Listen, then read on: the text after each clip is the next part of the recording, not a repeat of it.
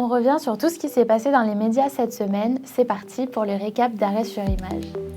Si le JDD ne vous suffisait pas, le média lance un nouveau magazine, le JD News. Au programme, de la liberté d'expression, de l'espérance et des contre-enquêtes pour rétablir la vérité, mais dans les faits, plutôt une réunion du gratin des voix réac.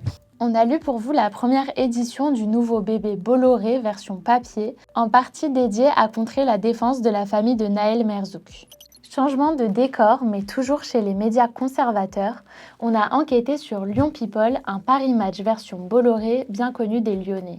On y retrouve des pleines pages de publicité et d'éditos réac, par exemple contre la mairie écologiste ou contre les lycéens boutonneux et punk à chiens qui ont manifesté contre le coup de force d'Emmanuel Macron. Mais ce n'est pas tout, le magazine semble avoir un goût prononcé pour brouiller les frontières entre information et communication.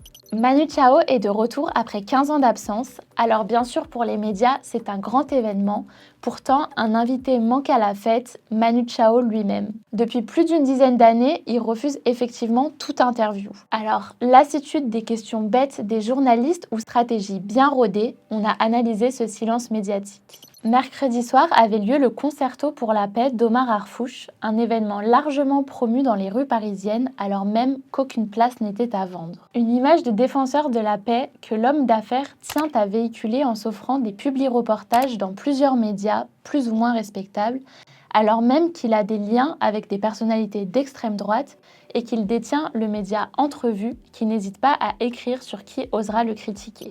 Et enfin, vous en avez forcément entendu parler parce que c'était l'événement de la rentrée, la fête de l'humanité.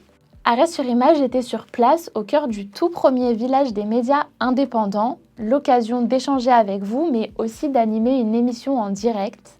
Nassira El Modem a reçu Sylvain Bourmeau et Marc Endeveld pour discuter de l'après-législative et de la trahison des médias, et c'est à voir ou revoir gratuitement sur notre site.